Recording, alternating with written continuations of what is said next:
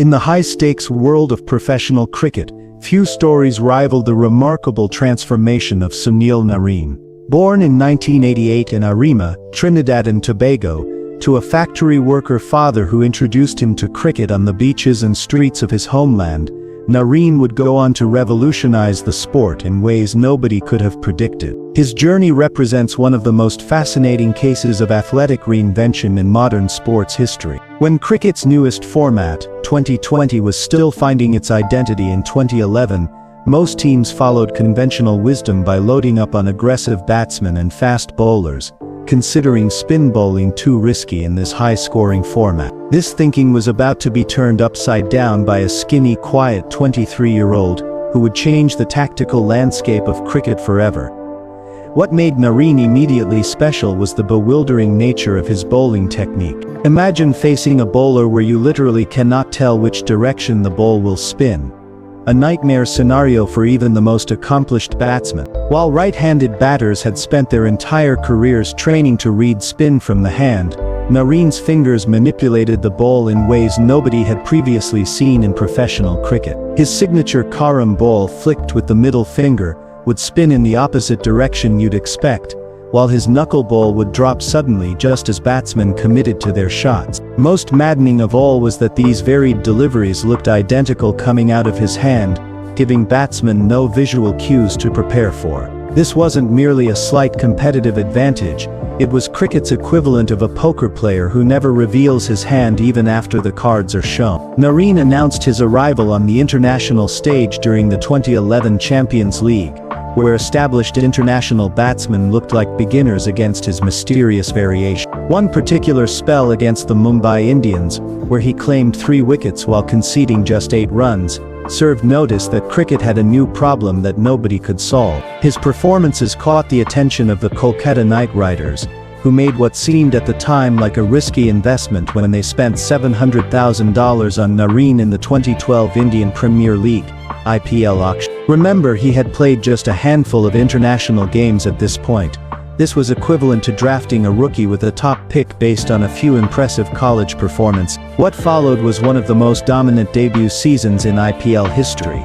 24 wickets, an economy rate of just 5.47, at a time when anything under 7 runs per over was considered excellent, and the Player of the Tournament award as KKR secured their first IPL championship. But mere statistics failed to capture Narine's transformative impact on T20 cricket during this period. Teams began holding back their best batsmen when he bowled.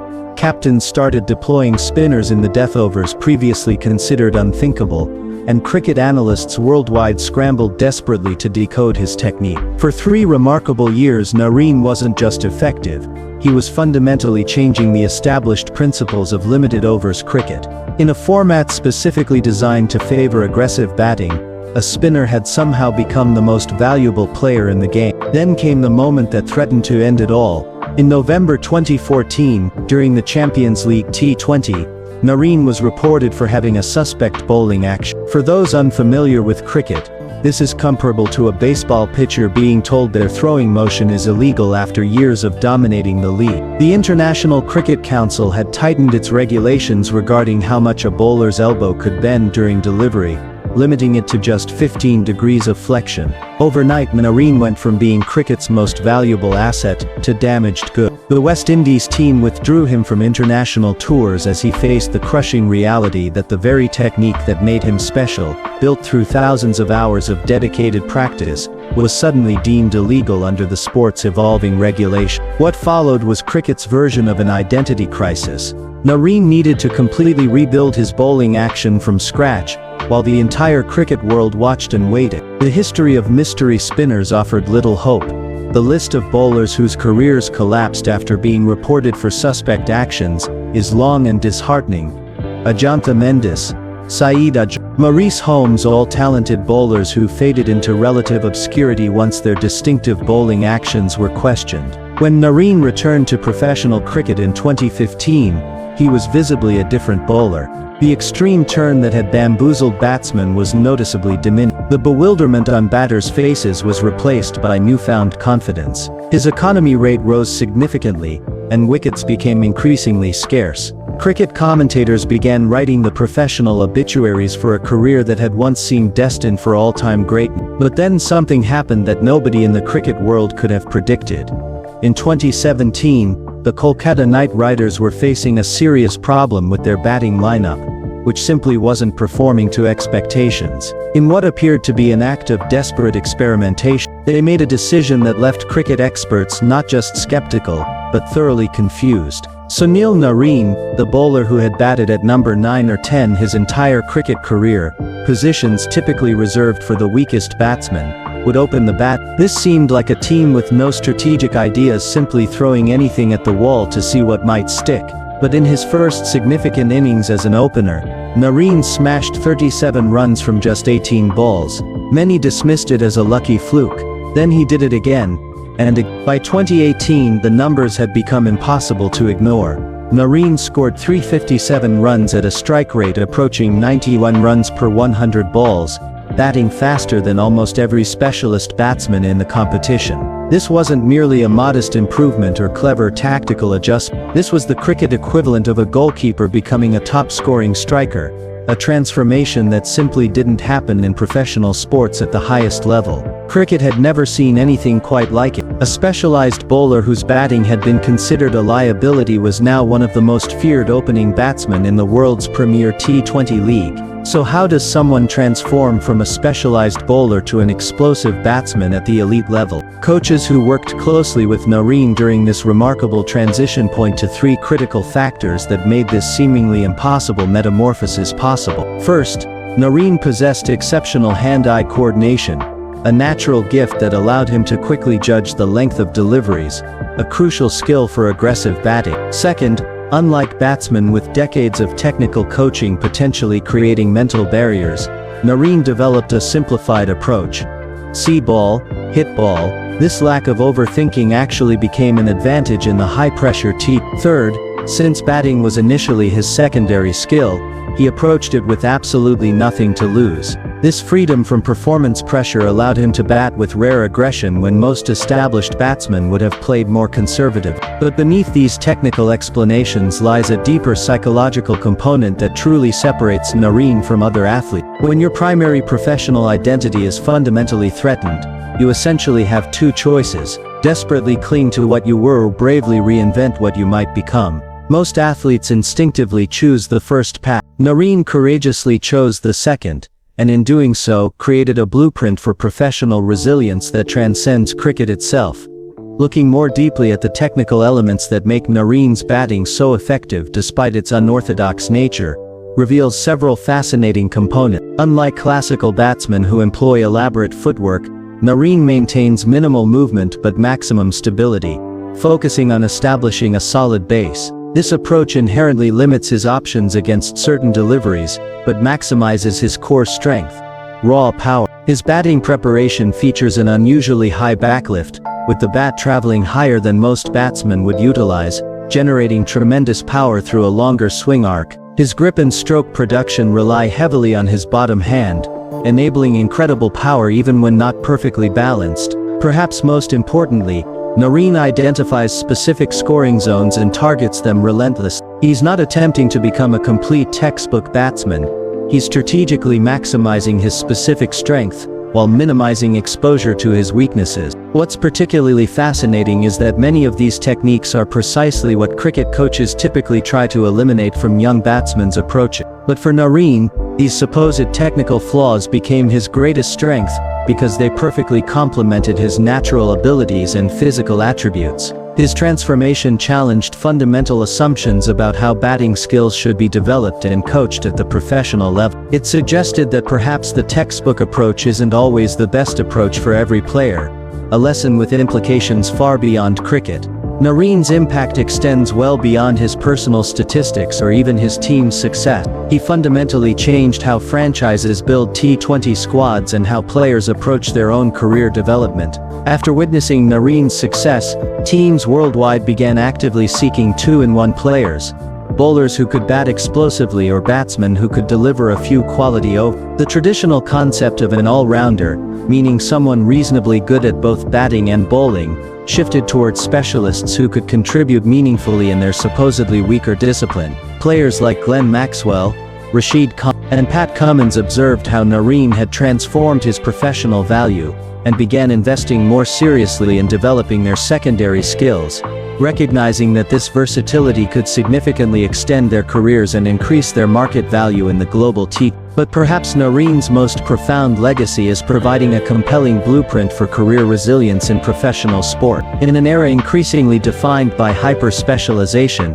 where athletes are identified for specific roles earlier in their development, Narine demonstrated that adaptability might ultimately be the most valuable skill of all. His story suggests that the ability to reinvent oneself in the face of adversity might be more valuable than achieving perfect mastery of a single skill that could become obsolete due to rule changes, physical limitations, or tactical evolutions within the sport. For someone who has so dramatically changed cricket, Narine remains remarkably private and humble. Unlike many modern athletes who build personal brands through social media presence and public visibility, Narine shuns publicity almost entirely. No tell-all autobiography, no documentary film crews following his daily routine, no carefully curated social media empire. His marriage to Anjali in 2013 and their 2 children remain largely shielded from public scrutiny. Friends consistently describe him as quiet, introspective, and focused on his family rather than his celebrity status. This intense privacy isn't merely incidental to his personality, it appears central to who he is as both a person and an athlete. The very man who creates absolute chaos for batting lineups seeks profound tranquility in his personal life away from cricket's spotlight. His home in Trinidad is deliberately located away from cricket centers, providing a necessary escape from the relentless pressures of professional sport. Perhaps this very privacy enabled his remarkable transformation. Without the constant noise of public opinion and media scrutiny, Narine could focus entirely on rebuilding his career without the additional burden of managing external expectations and commentary. While Narine's relationship with West Indies cricket has been complicated since his action was questioned, his impact on global T20 cricket remains absolutely undeniable. By 2022 he had appeared in over 400 T20 matches across leagues worldwide, from the IPL to the Caribbean Premier League, Australia's Big Bash League to the Bangladesh Premier League. His value to these franchises consistently transcended mere statistics. Teams built entire strategic approaches around his unique capabilities. When Narine bowled, captains knew they could attack aggressively from the other end. When he batted, the first 6 overs of power play became opportunities for maximum damage before the opposing team could establish any momentum. Few players have influenced T20 tactical thinking as profoundly as Narine. Despite playing in an era where T20 batting became increasingly destructive and run scoring exploded across all leagues, his bowling economy rate consistently remained below 6.5 runs per over, an extraordinary achievement that speaks to his adaptability and cricket intelligence. Combined with a batting strike rate exceeding 150, his dual-threat capability established him as the template for the perfect modern T20 player that franchises worldwide now seek to replicate through their scouting and development program. Narine's journey offers 3 powerful lessons for athletes in any sport, not just cricket.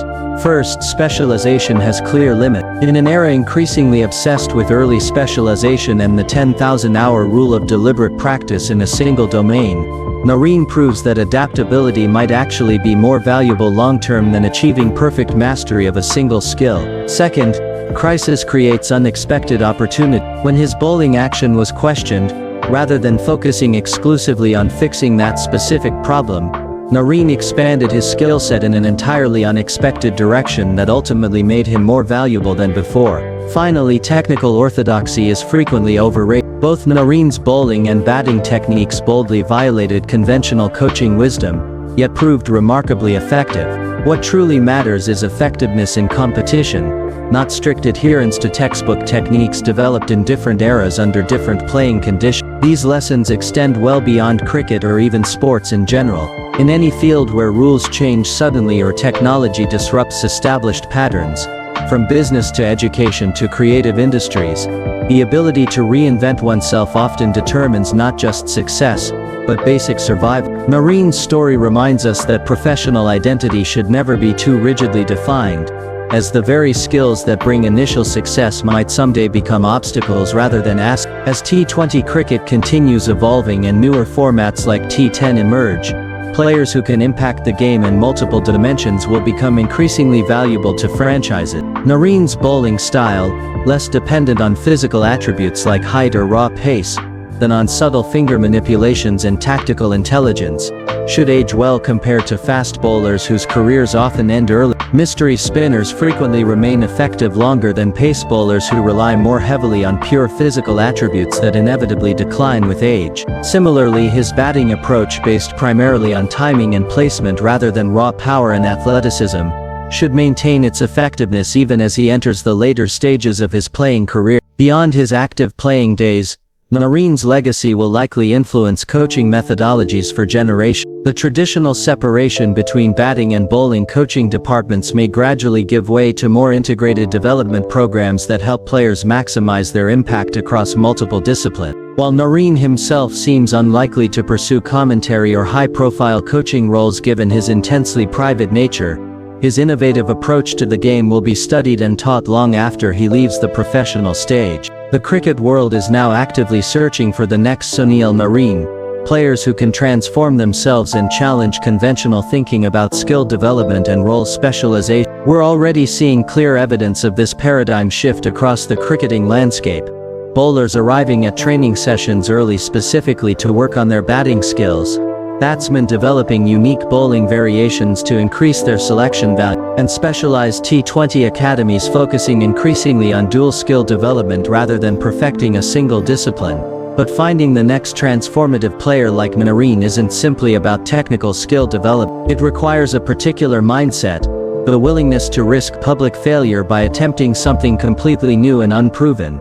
This is precisely where Narine's quiet confidence and psychological resilience truly set him apart from his contemporary. When faced with a career-threatening crisis that would have broken many athletes mentally, rather than desperately clinging to what he knew, he embraced radical change with both arms. This openness to reinvention may ultimately be his most important legacy to future generations of cricketers and athletes more broadly. In a sporting world increasingly driven by data analytics, biomechanical analysis and standardized technical approaches, Narine serves as a powerful reminder of the enduring value of innovation and personal reinvention. His journey from mystery spinner to batting powerhouse isn't merely inspiring on a human level, it's profoundly instructive for sports as a whole. As cricket and other sports continue evolving with new formats and changing rules, the ability to adapt and develop entirely new skills becomes increasingly crucial to professional longevity and sustained impact. For young athletes watching today,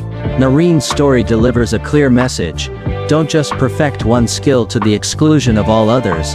Build a foundation of versatility that allows you to evolve as your sport inevitably changes around you. The most successful athletes of tomorrow may not be those who achieve perfect technical mastery in narrowly defined roles, but those who remain adaptable enough to thrive when the unexpected inevitably occurs. Narine's legacy isn't defined merely by cricket records or memorable performances, though he has plenty of both. It's about fundamentally breaking established mental models of what's possible in a sporting career. It's about transforming potential career-ending crisis into unexpected opportunity. And most importantly, it's about having the courage to reinvent yourself completely when everything you've built suddenly comes under existential threat. As we watch Narine in the later stages of his remarkable playing career, we're witnessing more than just an accomplished cricket player.